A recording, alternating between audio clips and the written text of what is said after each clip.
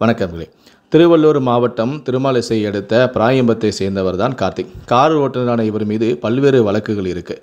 இந்த நிலையில் தான் கார்த்திக் வழிப்பறியில் ஈடுபட்ட வழக்கு ஒன்றில் வெள்ளவேடு போலீஸார் அவரை கைது செஞ்சுருக்காங்க. தன்னுடைய கணவனை கைது செஞ்சுட்டாங்களே அப்படின்னு சொல்லிட்டு கார்த்திகை பார்க்கறதுக்காக அவருடைய மனைவி வெள்ளவேடு காவல் நிலையத்துக்கு வந்திருக்காங்க.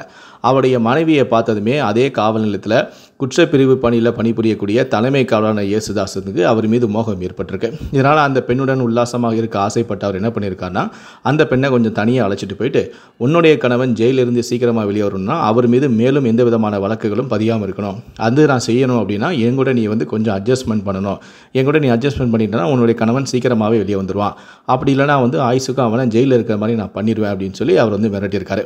ஐயோ, தன்னுடைய கணவனை ஆயுசுக்கும் ஜெயிலில் வச்சுருவாங்களே அப்படின்னு சொல்லிட்டு அந்த பெண்ணும் காவலரான இயேசுதாஸுடைய ஆசைக்கு இணங்க சம்மதம் தெரிவிச்சிட்டாங்க. அதன் பிறகு குற்றவாளியான கார்த்திக்குடைய வீட்டுக்கு அடிக்கடி சென்று அவருடைய மனைவியோட உல்லாசமாக இருந்து வந்திருக்காரு இவர். அதுக்கப்புறம் கடந்த 3 மாதங்களாக சிறையில் இருந்த கார்த்திக் பிணையில் வெளியே வந்திருக்காரு.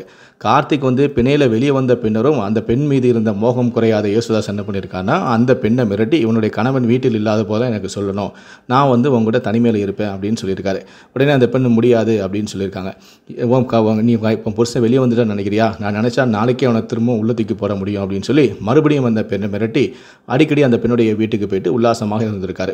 இந்த நிலையில் தான் கடந்த 4ஆம் தேதி இரவும் கார்த்திக் இல்லாத நேரத்தில் காவலரான இயேசுதாஸ் அந்த பெண்ணை மிரட்டி உல்லாசமாக இருந்திருக்காங்க. இதனால் அந்த பெண் பொறுத்து போன பெண் ஒரு நிமிஷம் ஒரு கட்டத்தில் பொங்கி எழ ஆரம்பிச்சிட்டாங்க. எத்தனை நாளைக்கு தான் நான் இந்த கொடுமையை சமாளிக்கிறது, என் புருஷன் வெளியே வந்த பிறகு என்ன நீங்கள் விட மாட்டேன்றீங்களே அப்படின்னு சொல்லியிருக்காரு. சொல்லி அந்த காவலரோட சண்டை போட்டிருக்காங்க. அதுக்கு அவர் சொல்லியிருக்காரு, உன் புருஷன் உள்ளே இருந்தாலும் சரி வெளியே இருந்தாலும் சரி, எனக்கு எப்போலாம் உன் கூட இருக்குன்னு நினைக்கிறதோ அப்போலாம் நான் வருவேன், என்னுடைய ஆசைக்கு நீ இணங்கணும் அப்படின்னு சொல்லியிருக்காங்க. இதனால் அவங்க 2 பேருக்குள்ள வாக்குவாதம் ஏற்பட்டிருக்கு. ஒரு கட்டத்தில் காவலரான இயேசுதாஸ் அந்த பெண்ணை அடிச்சிருக்காரு. அதுக்கப்புறமா நடந்த சம்பவத்தை அவன் மனைவி கார்த்திக் கிட்ட சொல்லியிருக்காங்க.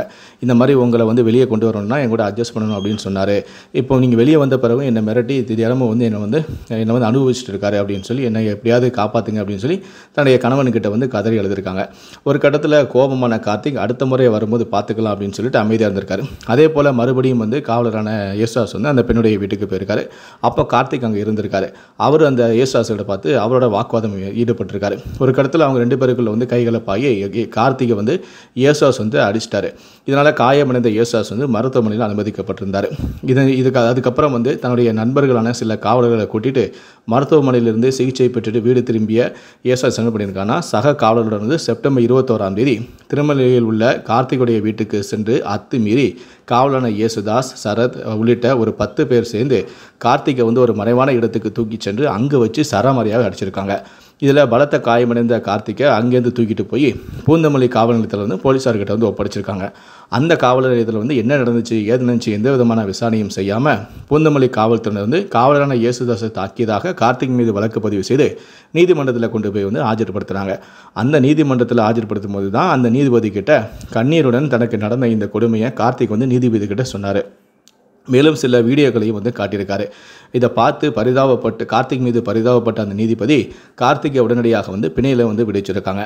அது மட்டும் இல்லை, காவல் நிலையத்தில் தன்னுடைய கணவனை பார்க்கறதுக்கு வந்த பெண்ணை மிரட்டி பாலியல் பலாத்காரம் செய்த 3 மாதங்களாக தொடர்ந்து பாலியல் பலாத்காரம் செய்து வந்த வெள்ளவேடு காவல் நிலைய தலைமை காவலான இயேசுதாஸை ஆவடி ஆயுதப்படை பிரிவுக்கு மாற்றமும் செஞ்சிருக்காரு. இயேசுதாஸுடன் கூட்டு சேர்ந்து கார்த்திகை கடத்தி சென்று தாக்கிய 10 போலீஸார் மீது எந்த விதமான நடவடிக்கையும் எடுக்காமல் காவல்துறை அவங்கள காப்பாற்றியதாக அப்படி சொல்லி கண்ணீர் காப்பாற்றிட்டாங்க அப்படின்னு சொல்லி கார்த்திக் தற்போது புலம்பிக்கிட்டு இருக்கிறாரு.